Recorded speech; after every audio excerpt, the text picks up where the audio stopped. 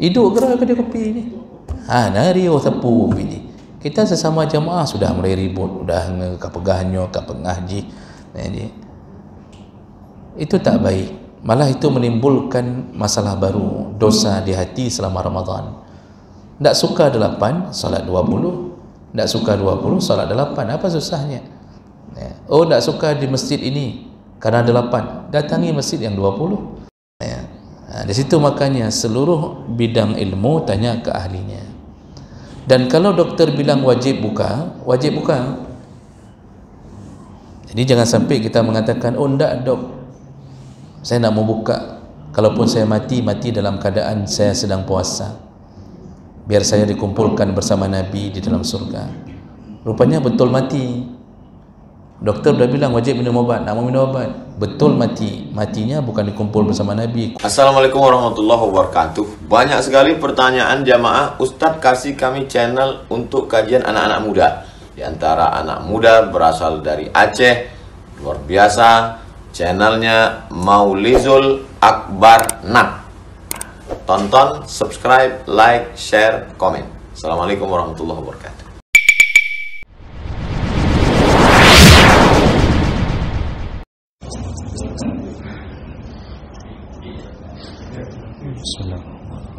Assalamualaikum warahmatullahi wabarakatuh. Alhamdulillahirabbil alamin. Wassalatu wassalamu ala nabiyina al-Mustafa Muhammadin wa ala alihi wa ashabihi ajma'in. Amma ba'd.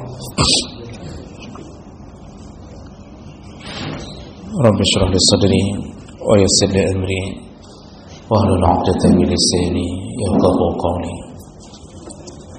Segala puji bagi Allah, kemudian salawat dan salam pada Rasulullah, pada keluarga dan seluruh sahabat-sahabatnya.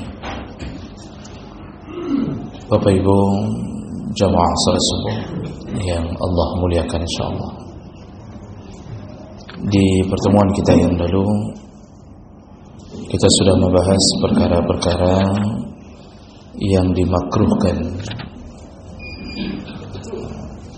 ketika seseorang sedang melakukan puasa Ramadan di siang hari. Sekadar pengingat ulang bahwa selama Ramadan tidak dianjurkan untuk meninggalkan sunnah-sunnah Ramadan. Jadi makruh yang pertama meninggalkan sunnah-sunnah Ramadan. Jadi apa yang disunnahkan kalau ditinggalkan menyebabkan makruh. Jadi kalau Nabi menyuruh bersahur lalu kita tidak bersahur, makruh. Nabi menyuruh untuk memperlambat sahur lalu kita terlalu cepat bersahur, makruh. Dan seterusnya, artinya semua yang diminta oleh Nabi lalu kita tinggalkan, itu makruh. Begitu juga makruh hukumnya bersenda gurau di siang hari Ramadan. Dikhawatirkan akan terjadi perkara yang lebih besar, apakah keluar cairan atau sampai melakukan hubungan suami istri. Maka makruh bersenda gurau dengan istri atau dengan suami.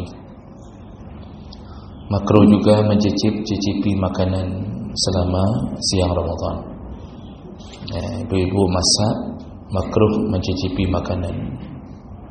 Lalu makruh mengunyah-ngunyah atau menelan, mengunyah-ngunyah sesuatu walaupun tidak menelannya. Makruh juga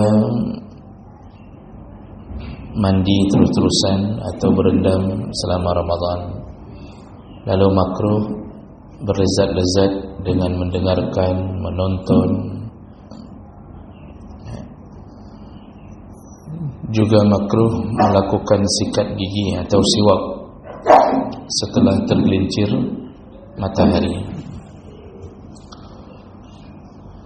karena dikhawatirkan akan keluar darah pada gusi, juga dikhawatirkan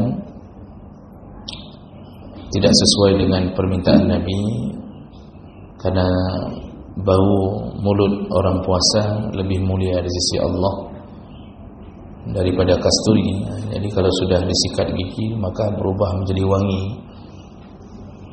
sehingga tidak perlu diwangi-wangikan. Kemudian juga makruh hukumnya melakukan berkumur-kumur dengan istinsyak secara berlebihan di siang Ramadan.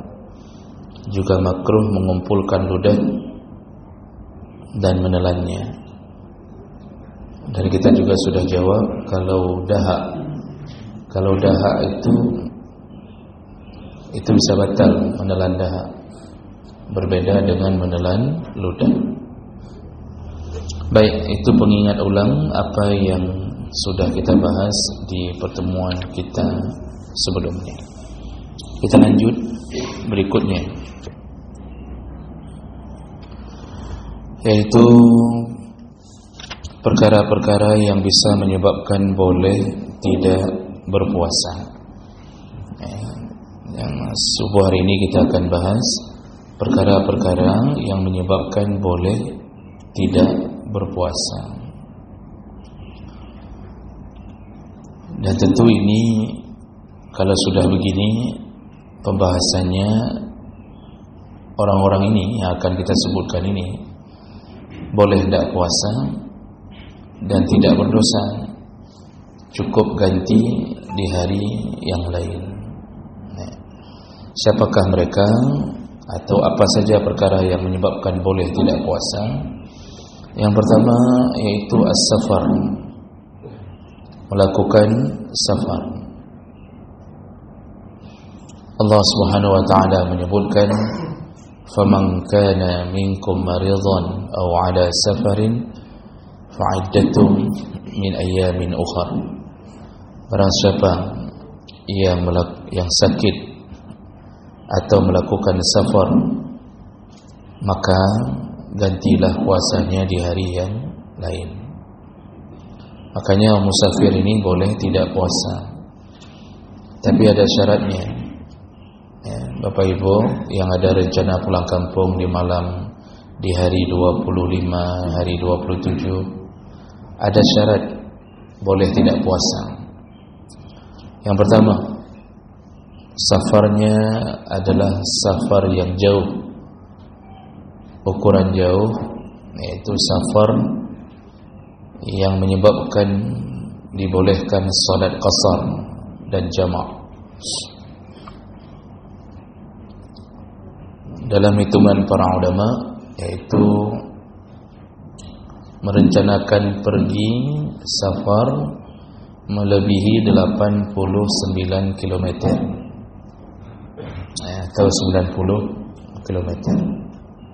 Ini syarat pertama. Jadi mau kemana di hari Ramadan, mau kemana? Ke Medan, berarti sudah lewat dari 90 km. Ke Sigli udah lewat itu. Samalanga belum.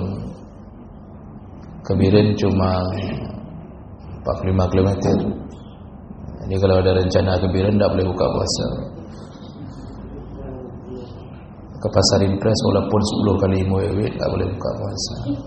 Karena yang dihitung bukan jarak muwewitnya, bukan jarak berapa lama kita pergi, yang dihitung jarak satuannya.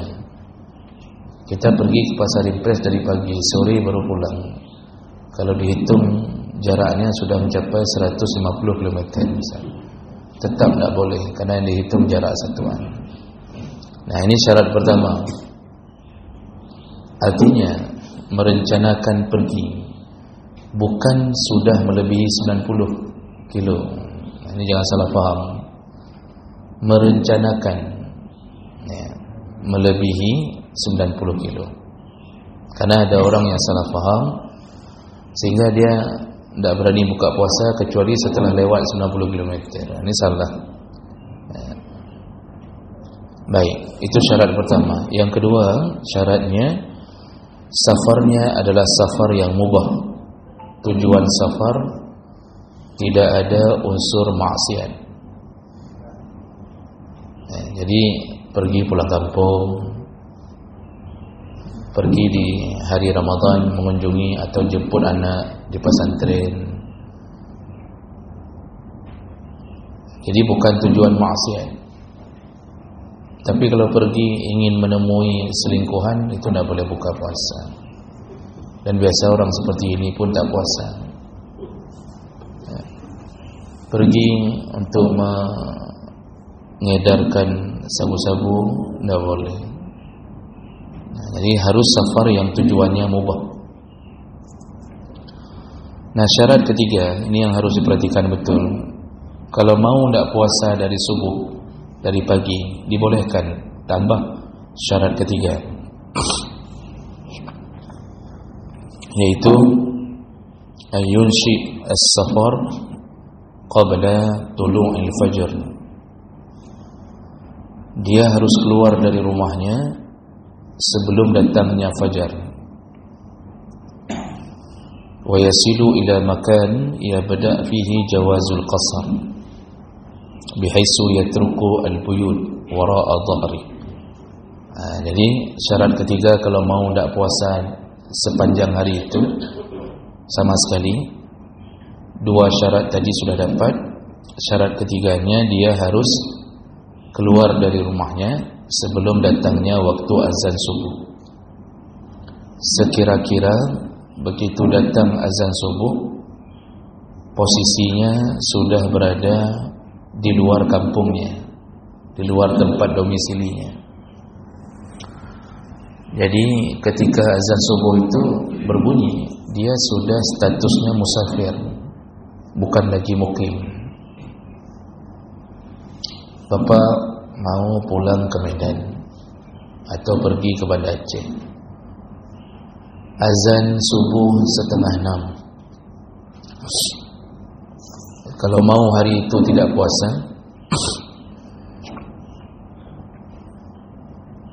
keluar jam 5. Dari rumah keluar jam 5. Begitu datangnya azan subuh sebagai penanda sudah wajib puasa, posisi kita sudah di Batu Pahat kalau mau ke Banda Aceh, atau sudah di Bayu. Jadi tidak lagi berada di kampung tempat domisili. Ini kalau yang model begini, itu walaupun sehat-sehat saja, boleh tidak puasa sepanjang hari itu. Jadi dianggap musafir. Pas datang imsak, wajibnya orang puasa, dia sudah musafir. Walaupun sehat, walaupun sanggup puasa, tapi boleh tidak puasa. Disitulah yang Allah katakan fa'iddatum min ayyamin ukhar, gantilah di hari yang lain. Jadi ini syarat ketiga. Cuma kalau disuruh pilih, lebih memilih mana antara puasa dengan tidak puasa? Ya tentu lebih utama puasa. Untuk apa ganti di hari yang lain? Ganti di hari yang lain malah menyusahkan. Karena kalau Ramadan itu bulan berkah. Orang semuanya puasa, sanggup dan diberkahi hari-harinya. Tapi di hari yang lain berbeda, bisa jadi kita tidak sanggup ganti. Nah, jadi kalau seandainya disuruh pilih, pilihlah untuk puasa. Berbeda dengan salat. Salat ketika melakukan perjalanan ditawarkan oleh Nabi, ya, kalau sudah melakukan perjalanan jauh, cukup syarat-syaratnya, maka boleh qasar, memendekkan salat. Kalau disuruh pilih, apakah lebih baik salat duhur di jalan 4 rakaat atau salat duhurnya dikasarkan menjadi 2 rakaat? Ini kita pergi dengan mobil, turun di masjid, Syarat-syarat sudah cukup. Merencanakan melebihi 90 kilo, tidak ada unsur maksiat, lalu sudah sampai di Sigli, turun di masjid waktu zuhur. Pertanyaannya, apakah lebih baik salat zuhur 4 rakaat sempurna atau ambil qasar 2 rakaat? Nah, ini kalau pilihan untuk salat, artinya ambil keringanan Allah atau tidak ambil. Ternyata jawabannya di sisi jumhur ulama sepakat mengatakan mengambil keringanan lebih utama. Lebih baik dan semayang qasar 2 rakaat daripada kita salat sempurna 4 rakaat. Kenapa begitu? Ternyata karena Nabi mengatakan innama hiya sadaqatun minallah. Itu engkau diringankan menjadi 2 rakaat di perjalananmu adalah sedekah dari Allah untukmu. Fa'aqbilu sadaqatahu, terimalah sedekahnya. Jadi Nabi suruh terima sedekahnya. Lalu alasan kedua, Nabi sendiri setiap sudah melakukan perjalanan, Nabi tidak pernah lagi salat 4 rakaat, selalu ambil yang 2. Walaupun beliau adalah orang yang paling senang salat. Waktu melakukan Fathu Makkah, yaitu menaklukkan kota Makkah, 18 hari Nabi di Makkah dari Madinah. Nabi, kata Ibnu Umar, selalu salat duhur, asar, isya, selalu 2 rakaat. Tidak pernah 4 rakaat. Nah, jadi kalau salat, ambil lebih bagus ambil yang ringan. Jadi ada orang mengatakan begini, kita sehat, ya, daya sehat, apa tak cot ada 2 rakaat, kan nya sembahyang rubu'nya. Jadi ada yang mengatakan begitu, itu kan kalau ngambil 2 rakaat kan malas itu. Bagusnya ambil 4. Nah, di sini kita harus paham bahwa melaksanakan syariat itu lebih utama taat kepada Nabi daripada memikirkan dengan kepala sendiri. Jadi agama itu suka-suka Allah dan Nabi, bukan suka-suka kita. Kita sukanya 4 rakaat, tapi Nabi sukanya 2 rakaat. Kenapa kita harus mengikuti urutan kita? Jadi begitu kira-kira. Baik, kita kembali dari Bapak Ibu yang Allah muliakan. Orang yang boleh tidak puasa yang pertama orang safar. Namun ada catatan, mazhab Syafi'i memberi catatan. Dari 3 syarat tadi itu tidak berlaku bagi mereka yang melakukan mudiman lisafar. Jadi yang 3 syarat tadi yang boleh tidak puasa tidak berlaku bagi mereka yang selalu melakukan safar. Contohnya kasaiqi as-sayyarat, seperti supir-supir mobil. Supir-supir mobil ini tiap hari pulang balik selama Ramadan. Walaupun dia berangkat ke Medan jam 4 pagi udah berangkat, bagi mereka yang profesinya sebagai supir tetap tidak berlaku. Jadi mereka tetap wajib puasa. Karena kalau ini diberlakukan, maka setiap supir akan meninggalkan puasa hanya gara-gara safarnya yang setiap hari. Nah, ini peraturannya. Walaupun kita tahu faktanya supir, tidak perlu kita kasih tahu, memang hanya puasa 2 rata-rata. Padahal wajib puasa bagi supir kalau dia tidak sempat. Ini siapapun, bukan supir saja.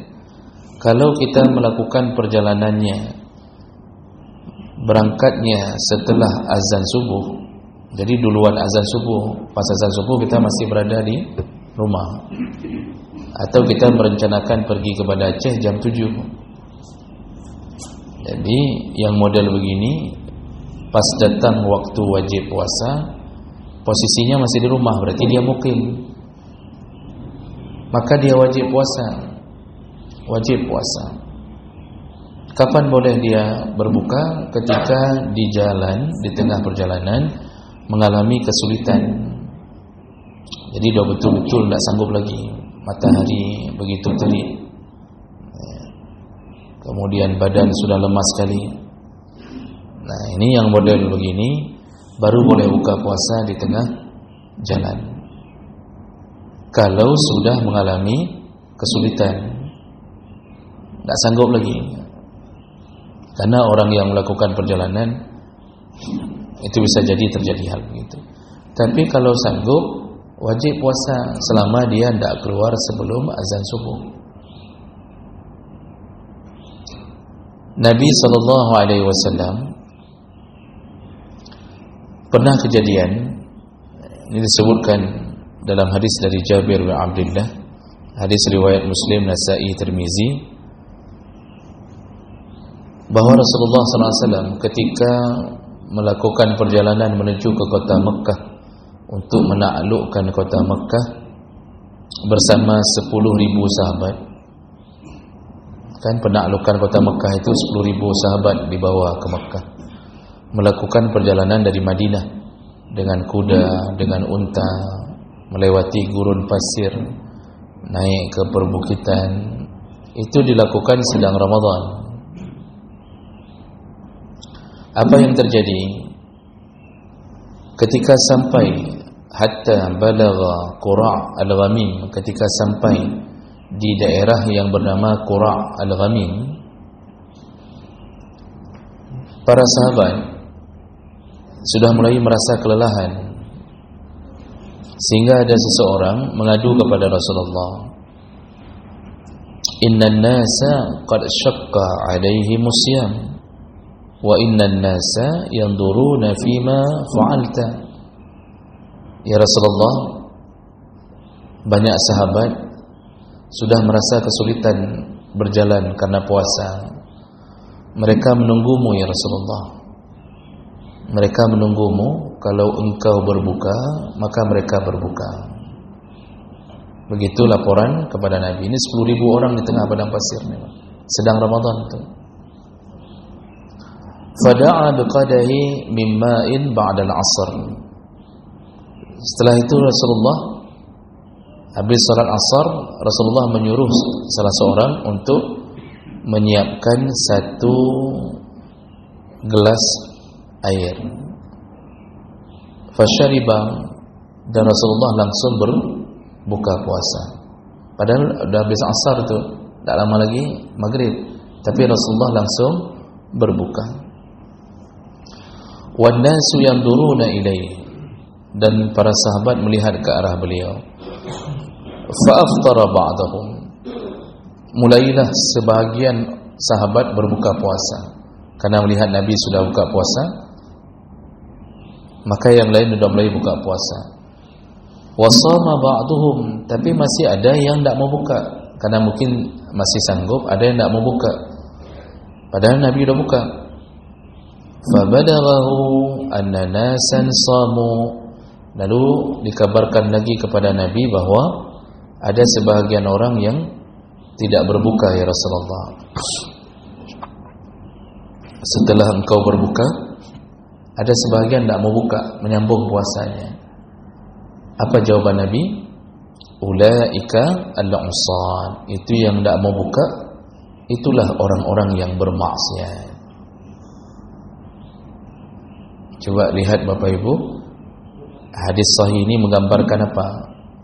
Pertama, kalau melakukan perjalanan jauh, sudah muntah-muntah dalam bus, ya, sedangkan kita yakin ini sudah tidak sanggup lagi nih, maka jangan ragu, boleh buka selama Ramadan. Jadi Nabi berbuka, padahal Nabi bukanya itu sebenarnya beliau sanggup, cuma beliau ingin memberitahu sahabat, tidak apa-apa kalau sudah capek kali kita buka, ya. Akhirnya Nabi mencontohkan dibukanya puasa habis asar. Ternyata ada yang menyambung puasanya. Jadi mereka tidak mengikuti Nabi. Dia sambungnya puasa karena merasa sanggup. Datang kabar kepada Nabi tentang masalah itu. Langsung Nabi mengatakan, itu yang tidak buka itulah orang yang maksiat. Ini apa maksudnya ini? Ketaatan pada Nabi lebih utama daripada pilihan sendiri. Maka sekali lagi perlu diulang, agama ini itu mengikuti keinginan Allah dan Nabi, bukan mengikuti keinginan kita. Jadi kalau Nabi tak buat, jangan buat. Kalau Nabi sudah melakukan sesuatu yang seharusnya dilakukan, kita pun lakukan. Dulu ada sahabat Utsman bin Mad'un. Ada dua kejadian, Utsman bin Mad'un dan Abu Talha. Itu merencanakan untuk salat malam terus-terusan, tak mau tidur. Lalu juga merencanakan puasa siang hari setiap hari. Puasa setiap hari. Juga merencanakan untuk tidak menikah. Jadi Utsman bin Mad'un mengatakan, aku tidak akan menikah. Karena dia merasa menikah itu merepotkan dia, ingin ibadah terus-terusan. Lalu diberitahukan ke Nabi, kata Nabi, aku adalah Nabi, aku orang yang terbaik di sisi Allah di antara kalian. Ya, Nabi wajar mengatakan itu karena beliau tahu posisinya harus diikuti, menjadi tauladan. Tapi Nabi mengatakan, aku salat malam, namun setelah tidur. Nabi kan tidur dulu tuh, habis Isya tidur, nanti baru salat. Dia jaga hak tubuhnya. Lalu Nabi mengatakan, aku puasa, tapi tidak setiap hari. Puasa sunnah maksudnya. Dan aku menikah. Barang siapa yang tidak suka menikah, maka dia bukan golonganku, kata Nabi. Jadi jangan sampai kita melakukan amalan yang sebenarnya Nabi tidak rekomendasikan. Itulah agama. Yang bisa buka pintu surga Nabi. Maka ikutilah petunjuk dari Nabi yang bisa buka pintu surga. Disitulah kenapa dilarang sangat melakukan amalan bid'ah. Itulah yang Nabi maksud, kullu bid'atin dhalalah wa kullu dhalalah finnar. Itu Nabi maksud. Namun orang hari ini membid'ahkan yang bukan pada tempatnya. Ini juga masalah baru. Ya. Orang hari ini membid'ahkan sesuatu yang bukan pada tempatnya. Urusan khilafiyah dibid'ahkan. Kalau tidak cocok pendapat dengan dia, bid'ah. Ini salah kaprah. Tarawih 20 dengan 8, mana yang bid'ah? Tarawih 20 dengan 8, mana yang bid'ah, Bapak Ibu? Yang mengatakan bid'ah itulah dia bid'ah. Ya, so yang pegang bid'ah, yang keji bid'ah. Karena tarawih tidak pernah ditentukan rakaatnya oleh Nabi SAW. Coba baca, tidak ada dalil yang Nabi mengatakan salatlah malam 20 rakaat, 8 rakaat, tak ada. Dulu di masa Umar bin Abdul Aziz, jumlah rakaat tarawih itu 36 rakaat. Masa Bani Umayyah, jumlah tarawih 36 rakaat. Hari ini tidak ada yang mau mengulangnya, pasti trauma. Tertinggallah antara 20 dengan 8. Tahun-tahun sebelum Covid, di Mekah, Madinah, Masjidil Haram dan Masjid Nabawi, tarawih itu 20 rakaat. Sekarang berapa, Pak? Siapa yang umrah terakhir Ramadan? Tidak ada, Pak. Tidak ada yang wajah umrah terakhir itu pun ini, Pak. Setelah Covid, pemerintah Arab Saudi mengubah kebijaksanaan. Hari ini salat tarawih di Masjidil Haram, Masjid Madinah, Masjid Nabawi menjadi 10 rakaat. 8 bukan, 20 bukan. 10. Jadi perlu kita ketahui, tidak ada dalil satupun yang gamblang yang menyatakan jumlah rakaat tarawih, tidak ada. Yang ada adalah interpretasi. Menurut sahabat dia lihat begini, menurut sahabat, tapi tidak ada yang tahu sebenarnya berapa. Makanya tidak usah ribut masalah ini. Orang yang tidak tarawih aja tidak ribut-ribut. Hidup gerak kedai kopi ni. Nari tepu ni. Kita sesama jemaah sudah mulai ribut, sudah kapegahnya, kapengahji. Jadi itu tak baik. Malah itu menimbulkan masalah baru, dosa di hati selama Ramadan. Tak suka 8, salat 20. Tak suka 20, salat 8. Apa susahnya? Oh, tak suka di masjid ini karena 8. Datangi masjid yang 20. Cuma perlu saya kasih tahu di awal, ada satu fadilah. Ada satu fadilah yang perlu dijaga selama tarawih. Apa kata Nabi? Barang siapa ma'an salla ma'al imam, barang siapa yang salat qiyamul lail Ramadan bersama imam hatta yansarif, sampai selesai bersama imam. Maksud sampai selesai, sampai assalamualaikum imam habis witir, di situ dia baru bubar. Kutiba lahu, maka dicatatlah untuknya qiyamul lail, pahala qiyamul lail sepanjang malam. Jadi walaupun baru selesai jam 10, tapi karena kita mengikuti imam sampai selesai, kita dapat pahala seperti qiyamul lail sepanjang malam. Itu hadis sahih. Jadi salah satu kesilapan adalah cabut di tengah tarawih. Ini silap Pak Ain. Ini perlu dengar buka dan pegang. Sembahyang di tengah jalan cabut. Kita salat di masjid 20, 8 cabut, itu salah. Itu tidak dapat fadilah salat sepanjang malam. Salat, orang ada yang salat 20, lalu kemudian salatnya di masjid 8. Habis 8 dia cabut juga menuju ke masjid yang lain yang imamnya berbeda. Ini juga salah. Jadi jangan sampai tidak dapat fadilah ini. Oleh karena itu, dari awal tentukan pilihan anda. Anda bersama paslon 01, 02 atau 03. Jadi ya sudah, kalau salat bersama 8 selesaikan. Kenapa yang cabut-cabut tadi? Selesaikan. Oh, tak cocok, ya pergi ke 20 lah, tak ada masalah itu. Yang jangan waktu pergi sambil caci maki, puyak 8-nya bid'ah segala macam. Tak ada jumlah tarawih yang bid'ah, tak ada. Boleh tak salat tarawih 16 rakaat, Pak? Boleh. Cuma yang masyhur yang telah dilakukan oleh para alim ulama mujtahid itu antara 8, 20, 36. Itu yang sudah masyhur. Jadi jangan pula kita buat ajaran sendiri yang baru. Jadi itu saja yang perlu dijaga. Jadi itu urusan tentang sikap kita selama Ramadan itu harus banyak berlapang dada dalam perbedaan. Ini Muhammadiyah malam Senin itu sudah puasa. Kok malam Senin puasa? Sudah tarawih. Senin puasa. Pemerintah belum menentukan. Karena menunggu ru'yah. Muhammadiyah telah menetapkan hisab. Itu dua-duanya itu hasil ijtihad, Pak. Jadi tidak masuk ranah kesesatan itu. Itu hasil ijtihad. Boleh dilakukan dengan ijtihad masing-masing.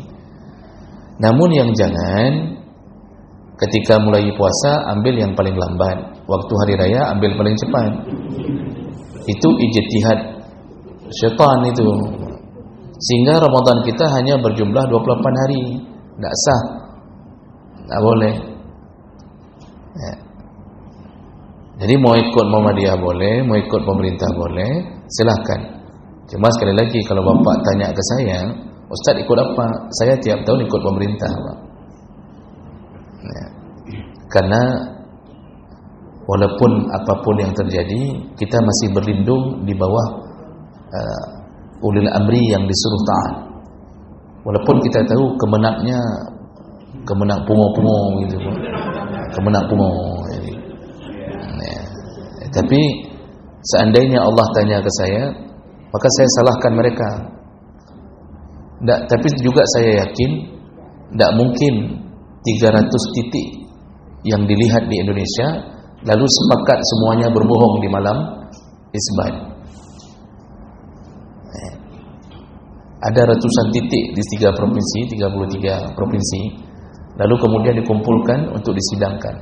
Lalu semuanya bersepakat, udah kita bilang aja nggak nampak, udah. Itu hal yang mustahil, karena yang melihat pun itu dari berbagai orang berilmu. Mustahil sekali bersepakat untuk berbohong, mustahil. Dalam sunnah pun yang lebih sunnah adalah metode ru'yah, bukan hisab. Nah, jadi walaupun begitu, tidak usah kita jadikan sebagai ajang permusuhan. Ya sudah, yang mau puasa hari Senin, hari Selasa, silakan. Puasa hari Senin, silakan. Tidak usah ribut-ribut Pak masalah itu, biar saja. Jadi tidak usah di grup WA bilang ini, bilang itu, lalu kemudian di list negara-negara yang puasa hari Senin, nanti dibalas sama yang lain negara-negara yang puasa hari Selasa, nanti dibalas lagi yang lain negara-negara yang puasa hari Jumat. Misalnya begitu. Nah, negara yang puasa hari Jumat berarti tersesat betul itu. Nah, jadi ini yang pertama yang perlu kita fahami. Baik. Jadi orang pertama adalah musafir, boleh tidak puasa. Tapi kalau sudah melewati azan subuh masih di rumahnya, wajib puasa. Baru boleh buka ketika mengalami kesulitan. Baik. Berikutnya sedikit lagi, nanti kita tanya jawab. Ini hari terakhir Bapak Ibu. Hari terakhir biasanya bebek, kari bebek. Kah panitia. Biasanya hari terakhir kari bebek biasanya. Kalau tidak dapat kari bebek, ekor bebek dikasih Pak. Ya. Udah, berikutnya yang kedua, orang yang boleh tidak puasa siapa lagi? Al-marad, yaitu orang yang sakit. Sakitnya sakit apa? Sakit berat, masyaqqah syadidah, sakit berat. Kalau sakit ringan tidak boleh, tetap wajib puasa. Kalau cuma pening-pening, hidung mampet, mata kabur, ada kurap, panu, kudis, kutu air, wajib puasa. Jadi jangan sampai ditanya, kenapa tidak puasa Bapak? Saya ada kurap, tidak bisa puasa, saya kurap, gatal kali. Itu tak boleh, wajib puasa. Jadi yang boleh tidak puasa itu siapa? Tipes, demam tinggi. Apalagi kalau berdasarkan petunjuk dokter. Kalau dokter sudah mengatakan ibu tidak boleh puasa, kalau ibu puasa ini tidak sembuh nih, ini bahaya. Kalau ibu puasa nanti bertambah-tambah. Kalau dokter mengatakan itu, maka wajib taat pada dokter.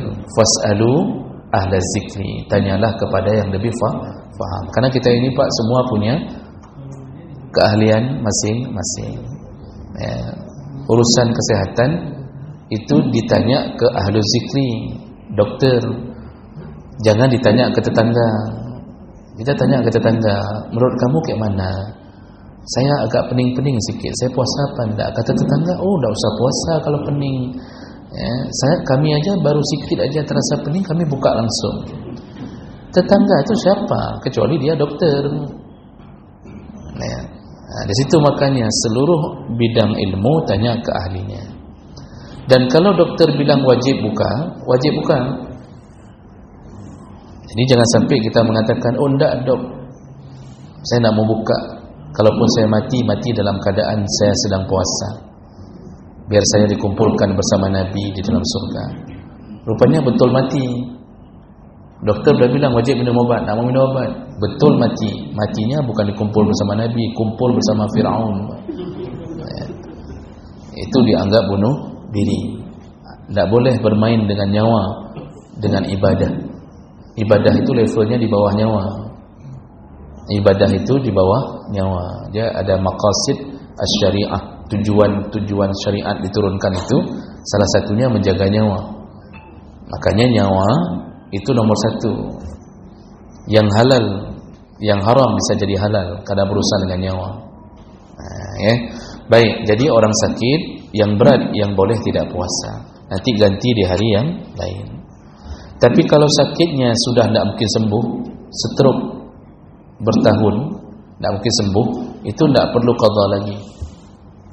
Cukup hanya bayar fidyah. Jadi kalau dokter mengatakan ini secara zahir nih, ini kayaknya tidak bisa puasa lagi nih beliau nih, organnya ada yang sudah tidak berfungsi, kayaknya susah sembuh nih dalam pandangan ilmu dokter, ini tidak usah puasa lagi dan tidak usah qadha, cukup hanya bayar fidyah. Cukup hanya bayar fidyah. Orang sakit yang tidak mungkin sembuh. Tapi fidyahnya dibayarkan setelah melewati hari-hari Ramadannya. Jadi bukan bayar fidyah ke depan, lewati dulu hari-hari itu baru bayar fidyah ke belakang. Yang ketiga, orang hamil itu boleh tidak puasa. Cuma begini ibu, kalau yang hamil, kalau dia tidak sanggup tahan karena keadaan dirinya yang lemah, boleh tidak puasa, nanti cukup qadha. Tapi kalau dia tidak puasa karena faktor eksternal, karena faktor anaknya, dia sanggup puasa, tapi dokter bidan mengatakan ibu tak boleh puasa, ni kandungannya bahaya kalau ibu puasa, berarti dia tidak puasa karena faktor anaknya. Selain qadha plus fidyah, selain qadha tambah fidyah, itu kalau karena faktor anaknya, begitu. Kemudian aridha, menyusui, sama. Kalau dia sakit dirinya karena menyusui, lemah, boleh enggak puasa, nanti qadha saja. Tapi kalau dia kuat, tapi dia tidak mau puasa karena petunjuk dokter mengatakan tidak boleh, nanti bahaya bayinya, tidak ada susu, di situ dia akhirnya tidak puasa. Nah di situ selain qadha plus fidyah. Pokoknya kuncinya kalau ada faktor luar, faktor X, itu plus fidyah, begitu. Lalu orang berikutnya al-harim, yaitu orang yang sudah sangat lemah, sudah tua renta, lemah, tidak sanggup puasa lagi, maka dia boleh tidak puasa. Dan itu pun tidak perlu qadha. Karena kalau qadha ke depannya makin tua lah dia. Mana mungkin dia ini. Tapi kuncinya Pak bukan tuanya, kuncinya lemah. Ini ada pengajian sesat di kampung-kampung yang mengatakan umur 60 tahun ke atas boleh tidak puasa. Saya kasih tahu sama jamaah, kata jamaah, ustaz nak dengar kampung pegah li fulan, li tengku fulan, bahwa 60 tahun je hanya puasa. Saya bilang ini pengajian sesat ini. Dalam kitab tidak disebut umur, tidak disebut tuanya, yang disebut lemahnya. Artinya orang tua kebiasaannya lemah. Maka kalau sudah umur tua, lemah sekali, tak sanggup puasa lagi, tak usah paksa puasa. Sudah 70, 80, dah lemah sekali Pak, tak usah puasa, cukup bayar fidyah. Tak ada qadha pun. Jadi bukan umur. Ni bapak-bapak saya lihat kan berkah semua ni, umur 60 ke atas tapi kuat-kuat semua ni saya lihat. 65 malah ada ni. Ada yang sudah kumis putih melintang. Tetapi kuat saya lihat. Itu wajib puasa. Wajib puasa. Itulah keberkahan umur. Tua tapi sanggup naik ke tangga musalla, itu keberkahan umur. Ya, artinya banyak kebaikan. Karena banyak orang tua kok duduk di depan rumahnya cuma siram-siram bunga. Ada yang cuma cangkul-cangkul rumput, tak sanggup pergi lagi salat jamaah, padahal kuat. Nah, itu hilang keberkahan umur. Beruntunglah Bapak Ibu masih bersama Allah. Mudah-mudahan Allah jemput dalam keadaan sedang ibadah. Ya. Jadi ini orang yang kelima. Yang keenam, irhaqul ju' wal 'atash, terlalu lapar dan dahaga. Tidak sakit, bukan musafir, tapi tiba-tiba diserang oleh rasa lapar dan dahaga yang dahsyat. Dia tidak sakit, tapi tiba-tiba laparnya luar biasa. Nah, ini bisa saja terjadi di kondisi-kondisi tertentu. Orang diabetes kan begitu Pak. Orang diabetes itu kan tidak nampak sakitnya, tapi begitu dia puasa, rasa dahaganya itu luar biasa sampai menyiksa. Itu kalau sudah mudah-mudah itu tidak sakit apa-apa, tapi udah kira-kira udah mulai takut nih kalau tidak makan, tidak minum binasa ini. Itu dibolehkan berbuka. Dibolehkan berbuka.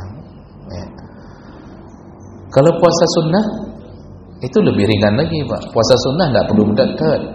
Kita pulang siang, kita lihat masakan luar biasa dimasak sama istri. Padahal tadi kita rencana puasa Senin. Begitu pulang, rupanya lengkap Pak makanan di dapur. Medak-dak kita. Mendadak bukan karena capek, karena tidak sanggup tahan lagi ni kapal lokot trip mentah maghrib dapat johnya katanya. Boleh buka tak? Boleh. Dosa tak? Tak dosa. Nabi tanya ke Aisyah, Aisyah, ada makanan apa? Tak ada apa-apa ya Rasulullah. Ya udah aku puasa saja, kata Nabi. Waktu siang Nabi pulang lagi habis salat zuhur. Kata Aisyah, ya Rasulullah, udah ada yang hantar bubur. Kata Rasulullah, ya sudah bawa sini kata dia. Lalu Nabi mengatakan, padahal tadi aku sudah niat puasa, tapi ya sudah bawa sini. Dimakan sama Nabi, buka puasa langsung. Maka puasa sunnah itu jangan nyiksa diri, Pak. Puasa sunnah itu jangan sampai merasa kayak mana nih kalau tidak buka, ya Allah saya merasa berdosa. Malah kalau merasa wajib, itu kita sudah mulai masuk ke ranah melanggar syariat. Kita sedang puasa sunnah, tapi kita merasa itu wajib. Sampai kita tidak bisa tidur, merasa nyok dosa nih kalau saya buka. Itu malah kita sudah menyalahi syariat. Yang sunnah itu jangan diperberat. Ya. Nah, jadi ini orang yang terlalu lapar dan haus. Sedikit lagi berikutnya orang yang dipaksa. Ini pernah saya sebutkan. Kalau dipaksa syaratnya yang memaksa lebih kuat. Yang memaksa lebih kuat. Ya. Saya pernah beri contoh, kalau ada orang yang datang bawa senjata lalu memaksa kita untuk buka puasa. Ya, contohnya komunis lah, misal PKI lah. Ya, orang PKI datang ke rumah bawa senjata di siang Ramadan, dia paksa kita buka puasa.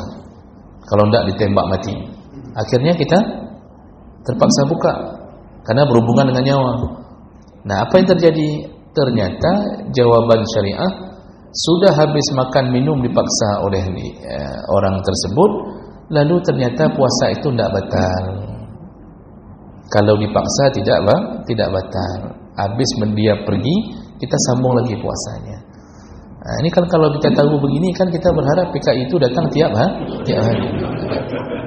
Malah kita pesan kajak dong singgah kajak dong. Gitu. Jadi tidak batal, boleh buka puasa kalau orang dipaksa. Malah boleh sambung puasanya. Jadi ini perkara yang kadang-kadang ya, kita tak bisa menentukan keadaan kita. Tapi Bapak Ibu, syaratnya yang memaksa lebih kuat. Ini kalau datang bencong bawa pistol air, ayo buka, kata dia. Nah, itu bencong itu yang kita makan, Pak. Dan berikutnya, sahibul amal asyab, boleh buka puasa orang yang punya pekerjaan berat dan dia tidak punya pekerjaan lain dan dia harus menafkahi anak istrinya, cuma itu yang dia bisa. Tamatan SD, tidak ada pekerjaan lain, dia kerjanya pok sempong, muat barang,